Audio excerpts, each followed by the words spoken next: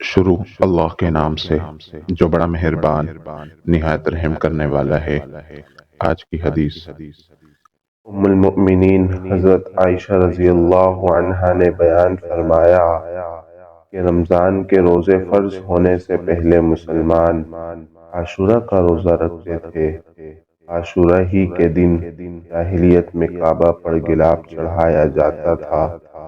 پھر جب اللہ تعالیٰ نے رمضان فرض کر دیا تو رسول اللہ صلی اللہ علیہ وسلم نے لوگوں سے فرمایا کہ اب جس کا جی چاہے عاشورہ کا روزہ رکھے اور جس کا جی چاہے چھوڑ دے۔ صحیح بخاری حدیث نمبر 1592۔ اسی طرح کے اور دعا اور احادیث کو سننے کے لیے ہمارے چینل کو سبسکرائب کیجیے۔ السلام علیکم ورحمۃ اللہ۔